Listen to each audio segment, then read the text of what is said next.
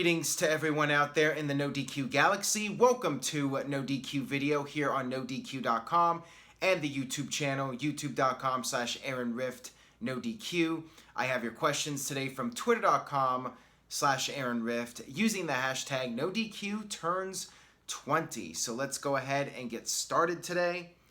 First one comes from Chris.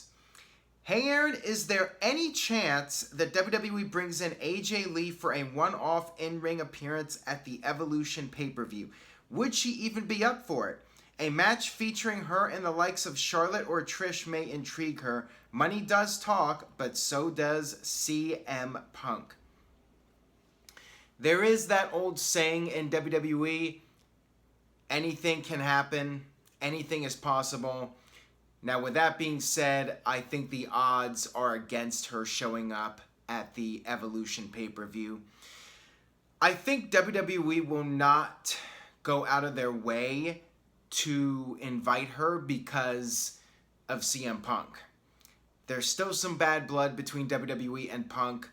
Plus, if she did appear at the pay-per-view, that would just get people talking about CM Punk again, speculating about him, and chanting his name, which WWE doesn't want. Will AJ Lee return to WWE one day? I think so. I think she'll be back one day. Maybe she'll show up as a one-off. Who knows? But my feeling is that she will not return until WWE and CM Punk have resolved their issues. I think when the day comes that Punk and WWE bury the hatchet, I think AJ Lee will be more open to returning. For now, I think she's fine living her life with her husband and doing her own thing. So I think it's highly unlikely in all likelihood that we'll see her. It would be really cool though to see her. I just don't think it's in the cards. This one comes from Durka. Do you think Brian Lawler has one of the best character changes in wrestling? I think he meant had. Going from Too Sexy Brian Christopher to Grandmaster Sexay. It was definitely a real shift in momentum, not just for Brian Christopher, but for also Scott Taylor, a.k.a. Scotty Too Hottie. And Rikishi, for that matter, as well. You had that tag team of Too Much, and they were pretty much treading water in WWE, not really going anywhere. Then they were paired up with Rikishi. The team Too Cool really started to take off with the dance moves, and it's just something that caught fire. You had three characters that just had the chemistry working together, and lightning was caught in a bottle. I mean, that's all there was to it.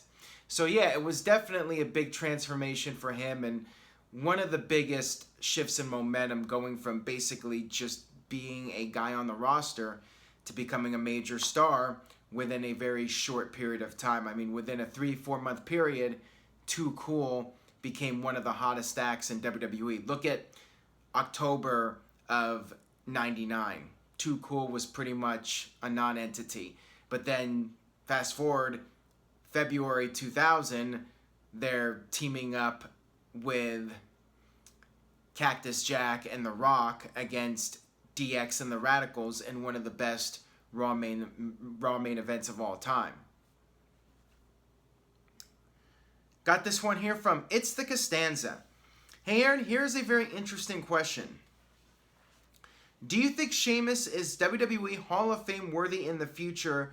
Not by much of the fans, but by WWE, and also due to all the stuff he does outside the ring on television. I think anybody that is on good terms with WWE is a candidate for the Hall of Fame, because let's face it, that's what it's about. It's about WWE writing their own history and inducting people that they want to induct.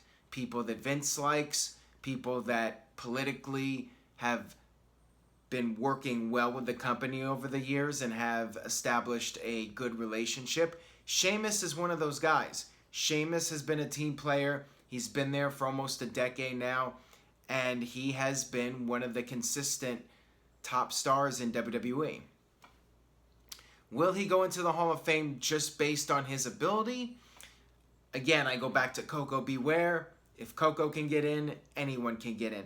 I think all the signs are pointing to Sheamus going into the WWE Hall of Fame one day. He is likable from everything I've heard. He has been consistent in his performances. He's been WWE champion. He's been tag team champions. He's done a lot of things, a lot of public appearances. He's just been a good hand for WWE. And I think based on that alone, he'll go in someday. I think it's pretty much a given. This one comes from DJ Whitey. What's up, Rift Shady? Can we really have high expectations for WWE Evolution? The whole division to me are pretty much mid-carders with the exception of Ronda Rousey, Charlotte, and Alexa Bliss. Lynch versus Moon might be intriguing. I think it's fair to have good expectations for this show. I think WWE is going to put a lot of stock into this pay-per-view. I think it will be a bigger deal than your average B pay-per-view. Let's face it, I think it will be a bigger deal than Clash of Champions, for instance. I sense WWE will fire on all cylinders for this first show. The question is, will this become a regular thing? Will WWE be able to keep people interested? And of course, the big question is, can WWE pull off a 3-4 hour pay-per-view with just all women? It's unprecedented in WWE, and time will tell if they can pull it off and keep people interested for those 3+ hours. I've seen some people negative on the idea. I've seen people saying that the women just don't have the abilities that the men have. I know some people see that as sexist, but the fact is the women have not been tested in this type of environment. So we'll see how they do. We'll see how it plays out. My only concern at this point is that WWE is going to turn off people by overly promoting this show. It's the beginning of August, and we're still having all of these plugs for a show that's in October. I get the first week, the end of July, when the announcement was made, but after that, you focus on SummerSlam, you focus on Hell in a Cell, and WWE is still doing it now that we're in August. And I think if WWE keeps doing this every week, bringing up the Evolution pay-per-view and how it's historic and whatnot, there's a chance you could have some backlash, and it might actually turn off some fans from watching the show. So if I was WWE, I would be careful here and not over-promote it. Got this one here from Oscar. With New Japan and Ring of Honor coming to Madison Square Garden next year, can you see other wrestling companies now try to book shows there? How big of a win is this for wrestling companies not called WWE? Well, it's a huge deal for companies not called WWE, that's for sure. It's good for the business that other companies can work together and draw a big crowd and run a major venue like Madison Square Garden. But keep in mind, this is WrestleMania weekend.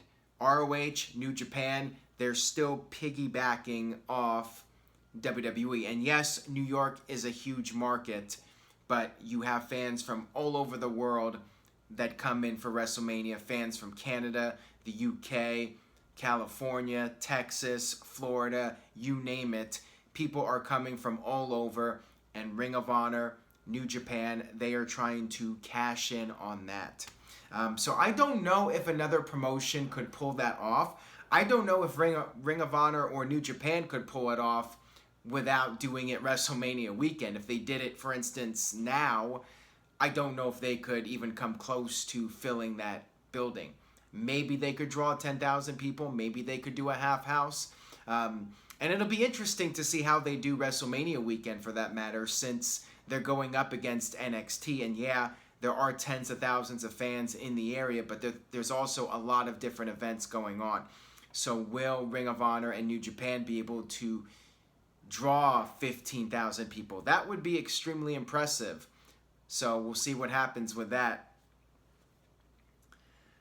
Got this one here from Michael J.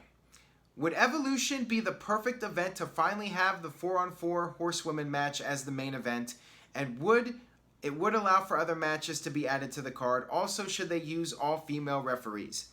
I believe I talked about this last week on NoDQ video. Just to recap, I think it's too soon. I think you need to establish Ronda Rousey's horsewomen first before you even consider doing a match like that. So if it does happen, I suspect it will happen next year. I don't even think it'll happen as soon as Survivor Series. Now, the other part of your question, as far as female referees go, yeah, I could definitely see that as a possibility. NXT has been using female referees, and this would make perfect sense. Why not? If you're going to do an all-women's pay-per-view, have women referees as well.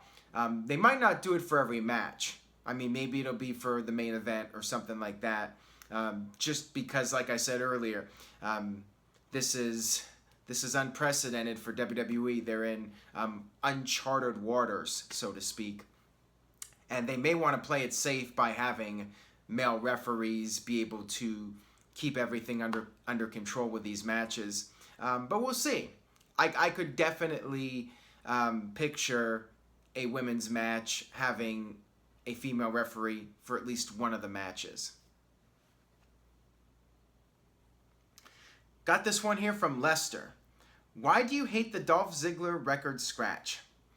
I don't hate it. I just think it's totally unnecessary. The record scratch was associated with his gimmick where he was frustrated with the company and he did not want the pomp and circumstance. So the record scratch was just to showcase that he doesn't want the fancy entrance music. He doesn't want the fancy outfits. He doesn't want all the fanfare, all the glitz and glamour. And that's what that gimmick was about. But he dropped that. He came back at the Royal Rumble, and it serves no purpose now. That was from a storyline at the end of 2017. So why does he still have the record scratch? It just doesn't make any sense. And there's really no need for it anymore. Just let him come out to his music. That's it. So just something that I find to be mildly irritating, and that's why I sent out the tweet. As soon as it's gone, somebody's getting a free t-shirt. Got this one here from Kyle Allen. Does wrestling need to look more real to survive? No, not necessarily. I think wrestling is always a balance. You want to be able to suspend disbelief, but at the same time, everybody knows wrestling is a work. At least most people do by this point. So it's nice to have over-the-top characters. It's like watching a superhero movie. You know it's fiction, but you like the characters, you like the over-the-top superheroes, but a good superhero movie will have an interesting plot and have relationships between the characters that gives it a sense of realism and enables you to suspend disbelief. So that's what I think the same thing applies to wrestling.